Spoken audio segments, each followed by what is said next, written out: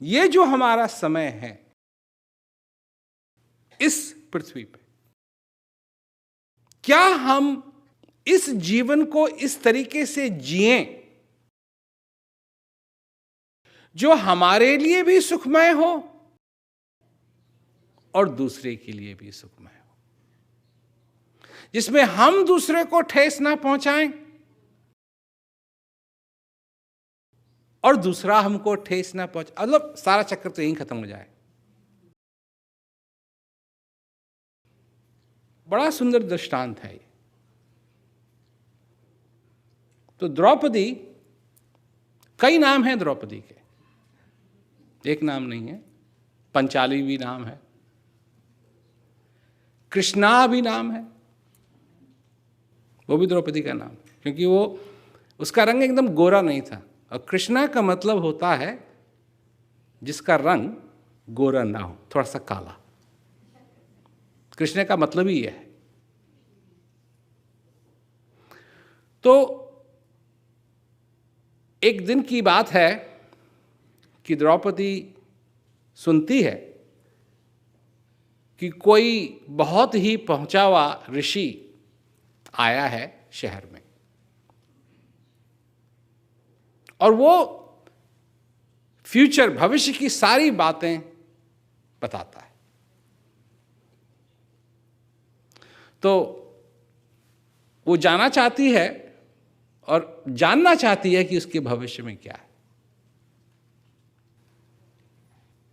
तो वो गई जहां ऋषि बैठे थे, और ये ऋषि और कोई ऋषि नहीं थे, ये वेद व्यास थे। तो वो गई वहां। वेद व्यास ने कहा, क्या चाहिए? कहा, मेरे को मालूम करना है कि मेरे भविष्य में क्या होगा। कहा, तुझे नहीं मालूम? तू यहां क्यों पैदा हुई? तेरे वजह से लाखों औरतें विधवा होंगी, तेरे वजह से लड़ाई होगी, भयंकर युद्ध होगा। द्रौपदी को बड़ा बुरा लगा। मेरी वजह से होगा? हाँ, तेरी वजह से होगा।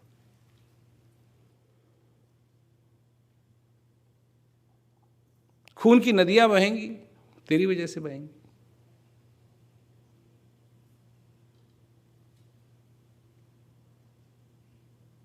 तब द्रौपदी बोलती है कि इसका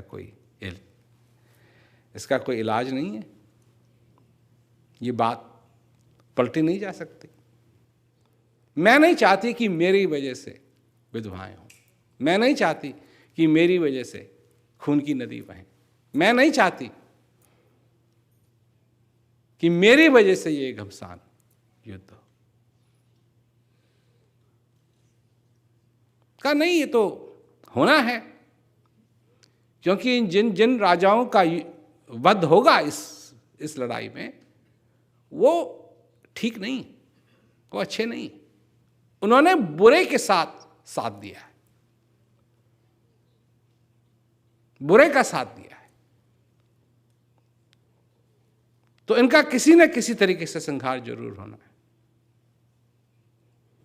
इसीलिए तू पैदा हुई। तो वो कहती है, नहीं, कोई इलाज तो जरूर होगा इसका। तो वेद व्यास जो इसका इलाज बताते हैं वो मैं बताना चाहता हूं। कहानी का जो, ये तो कहानी है, तो जो इलाज है, तो वेद व्यास कहते हैं द्रौपदी से, देख, अगर तू 3 चीजें कर पाए अपने जीवन में, 3 चीजें,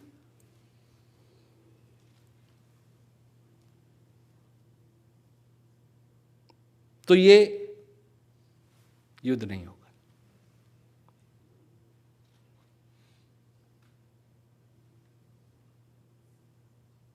क्या? कहा कि एक, किसी को ठेस मत पहुंचाना।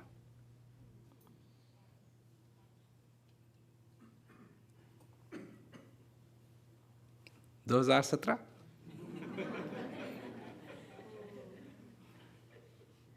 तब की बात, अब की बात।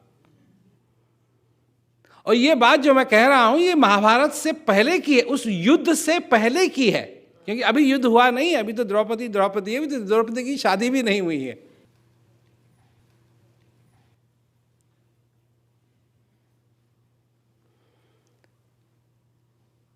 एक, किसी को ठेस मत पहुंचाना, और अगर तुमको कोई ठेस पहुंचाए तो बुरा मत मानना।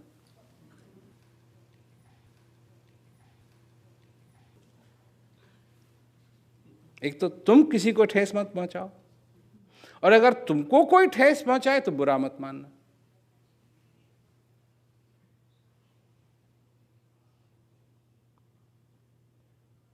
और अगर बुरा मान भी जाओ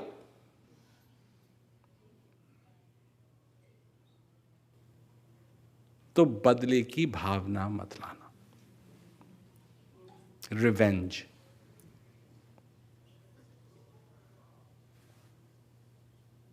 तीन चीज। एक तो किसी को ठेस मत पहुंचाना, don't offend anyone, and if somebody offends you, अगर कोई तुमको ऑफेंड करता है, कोई ठेस पहुंचाता है, डोंट बी ऑफेंडेड। और ठेस पहुंच भी गई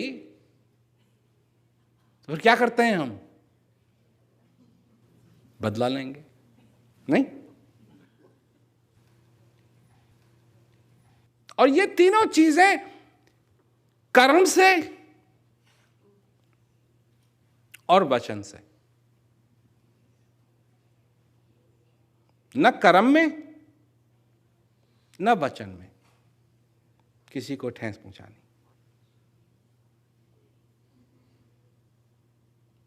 और अगर कोई हमारे को पहुंचाता है ठेस, ऑफेंड करता है, डोंट बी ऑफेंडेड।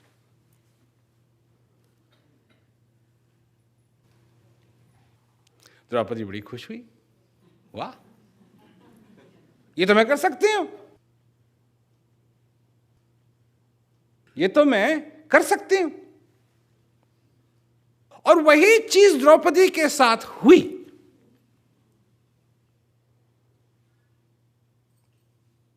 जब इंद्रप्रस्थ बना,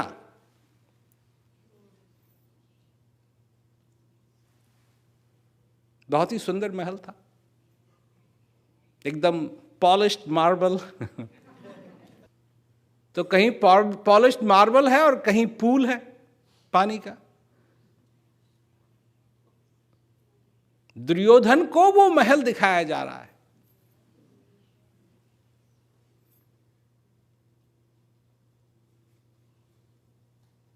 द्रौपदी कहती है इधर से आओ,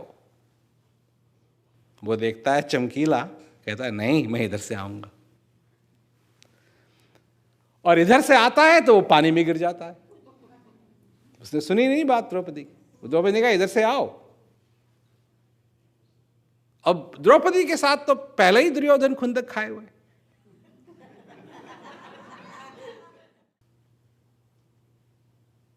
तो वो कहती है, मतलब वो वाली बात हो गई, वो कहती है कि क्या कहते हैं, बाएं मुड़ो तो वो दाएं मुड़ेगा।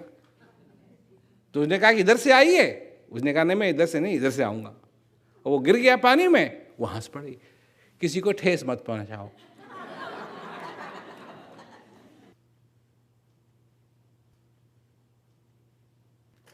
यही वेद व्यास ने कहा था, किसी को ठेस मत पहुंचाना। अगर वो उस समय चुप हो जाती या ये कहती आप ठीक हो,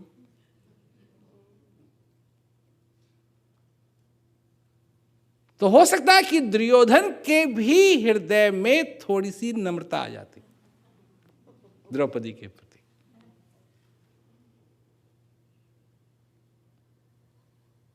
खैर, बात ये नहीं है, मतलब अगर इस रास्ते पे चल दिए कि ऐसा होता तो ऐसा हो जाता, ऐसा होता तो ऐसा हो जाता, ऐसा हो जाता तो ऐसा हो जाता, तो फिर सारी रात यहां पड़े रहेंगे। कल की नौकरी गई। कल की फ्लाइट भी गई।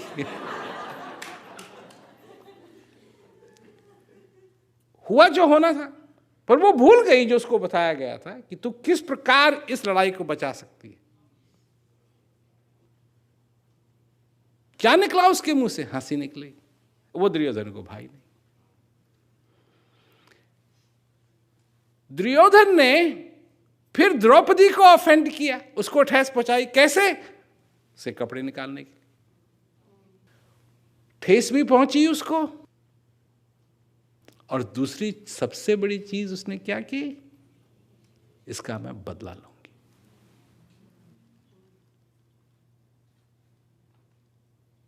और उस बदले ने भीम ने कहा, दुशासन ने कहा यहां आके बैठ, का इसी टांग को मैं तोड़ूंगा,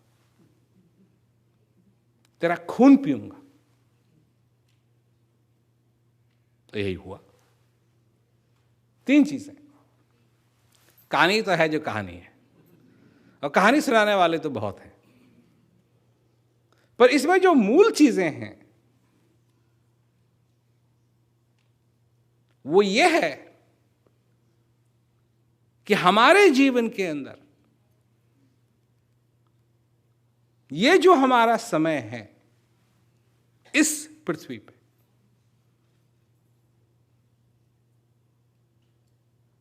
क्या हम इस जीवन को इस तरीके से जिएं जो हमारे लिए भी सुखमय हो और दूसरे के लिए भी सुखमय हो, जिसमें हम दूसरे को ठेस ना पहुंचाएं और दूसरा हमको ठेस ना पहुंचाए। मतलब सारा चक्कर तो यहीं खत्म हो जाए। क्योंकि अब लोग कहते हैं शांति, शांति चाहिए, शांति चाहिए। कब कहते हैं? जब अशांति उनको तंग करती है। उससे पहले कौन पूछता है शांति?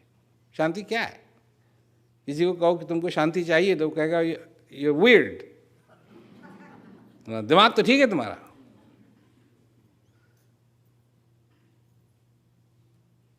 देखो, तुम चाहे अपने को कितना भी बुद्धिमान समझो, तुम चाहे कितना ही अपने को बुद्धिमान समझो, और मैं ये नहीं कह रहा हूं कि तुम नहीं हो, और चाहे कितना भी तुम बुद्धिमान समझो, ये जितना भी तुम जानते हो ये तुम्हारे दिमाग में डाला गया है।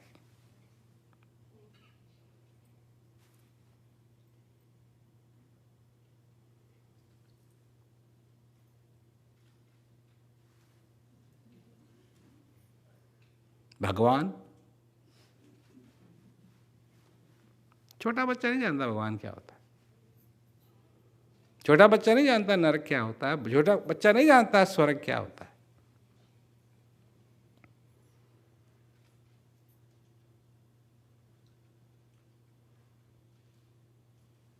छोटा बच्चा नहीं जानता है कि पाठ पूजा करने से ये होगा। छोटा बच्चा तो ये भी नहीं जानता शांति क्या होती है। छोटा बच्चा ये भी नहीं जानता है शांति क्या होती है। छोटा बच्चा नहीं जानता है देवी देवता क्या होते हैं। छोटा बच्चा नहीं जानता, कुछ नहीं जानता।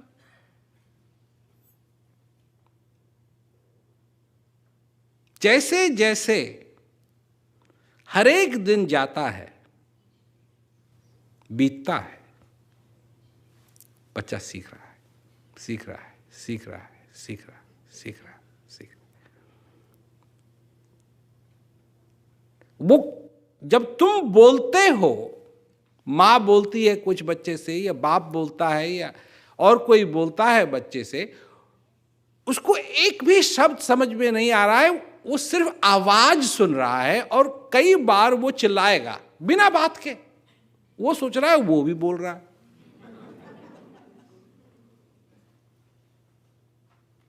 वो सोच रहा है वो भी बोल रहा है, परंतु वो तुमको समझ में नहीं आ रहा है क्या कह रहा है।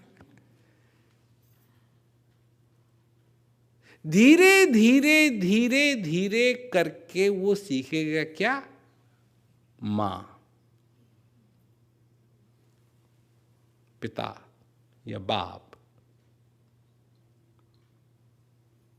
धीरे धीरे करके ये सारी चीजें उसके दिमाग में डाली जाएंगी।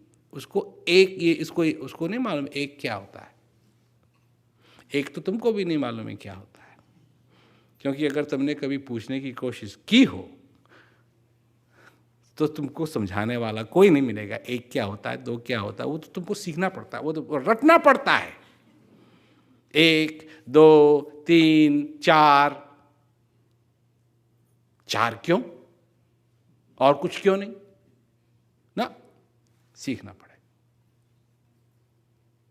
और तब सिखाया जाता है जब क्वेश्चन बनाने की, प्रश्न बनाने की क्षमता भी तुम में नहीं होती है। A B C D, देख, अच्छा ये A है,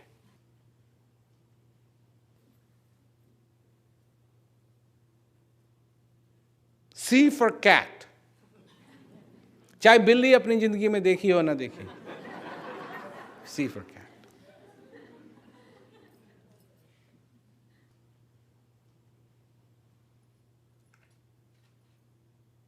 अगर आइसलैंड में ऊपर वहां शेव नहीं होते हैं, कनाडा में आर्टिक सर्कल में जो लोग रहते हैं वहां क्या शेव होंगे, कुछ उगता तो है नहीं वहां। वहां भी अगर सिखाएंगे A for apple,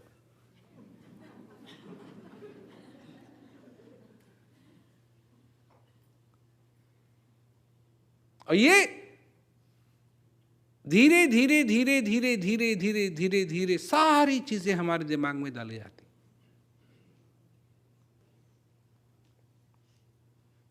पर कभी ना कभी तुमको तो बैठ करके ये जानना चाहिए कि जो मेरे दिमाग में डाला गया है,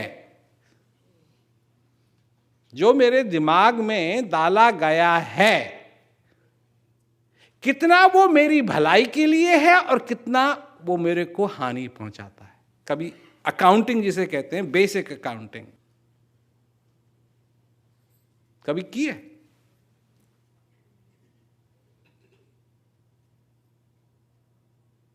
जो तुम्हारे दिमाग में है तुम उसको स्वीकार करते हो बिना प्रश्न पूछे हुए। तुम्हारे हित की चीज क्या है और अनहित की चीज क्या है, यह तुमको मालूम होनी चाहिए। जिस चीज को करने से तुम्हारा भला होगा, क्योंकि एक बात मैं कह रहा हूं कि इस जीवन के संघर्ष में, क्योंकि अभी संघर्ष बन गया है, हर दिन कुछ ना कुछ करना है, कुछ ना कुछ करना है, कुछ ना कुछ करना है, कुछ ना कुछ करना है, संघर्ष बन गया है। और लड़ाई की तरह है, किसी दिन हार रहे हैं, किसी दिन थोड़ा सा जीत रहे हैं, फिर हार रहे हैं, जीत रहे हैं, हार रहे हैं, जीत रहे हैं, परेशानी है।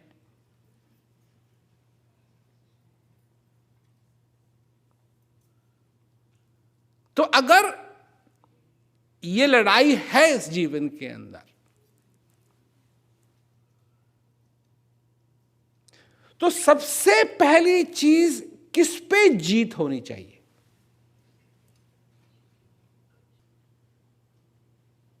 क्योंकि जो भी तुम्हारी समस्याएं हैं तुम उनको जीतना चाहते हो, तो एक तरफ तो तुम हो, एक तरफ तुम्हारी समस्याएं हैं। सबसे पहली जीत किसकी होनी चाहिए, किस पे होनी चाहिए? किसकी होनी चाहिए और किस पे होनी चाहिए? क्योंकि अगर तुमने अपने आप को नहीं जीता है, अगर तुमने अपने आप को नहीं जीता है, तो तुम किसी भी चीज पे जीत नहीं हासिल कर पाओगे।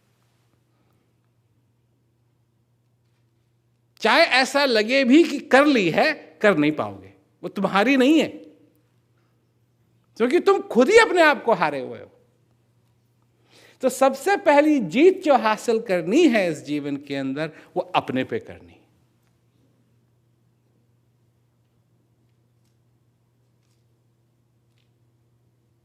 वो अपने पे करनी। विक्ट्री अपने पे होनी चाहिए सबसे पहले। और अपने पे अगर विक्ट्री नहीं हुई तो किसी चीज के ऊपर भी तुम जीत हासिल नहीं कर पाओगे। समस्या आती रहेंगी, तुम उनसे लड़ते रहोगे और एक दिन तुम्हारे प्राण निकल जाएंगे समस्याओं से लड़ते लड़ते लड़ते लड़ते लड़ते लड़ते लड़ते। मतलब ये शरीर, ये जो तुम्हारा शरीर है, तुम्हारा तुम्हारा तुम्हारा तुम्हारा शरीर भी तुम्हारा नहीं रहेगा।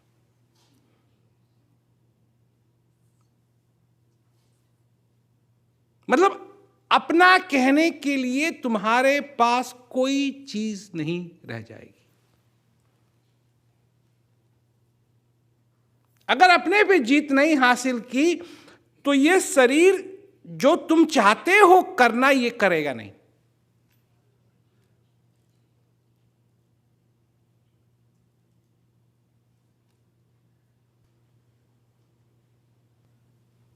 फिर क्या होगा?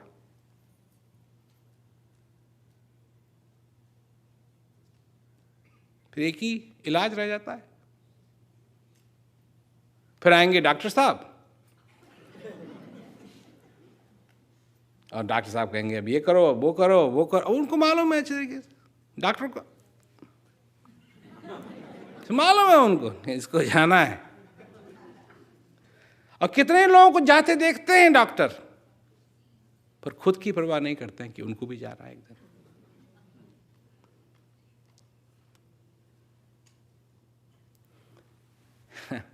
इसीलिए मैं वो उदाहरण दे रहा था कि जो चीज छल के साथ ग्रहण की जाती है वो काम आने पर काम नहीं आएगी। जब उसकी जरूरत पड़ेगी तो वो काम नहीं आएगी।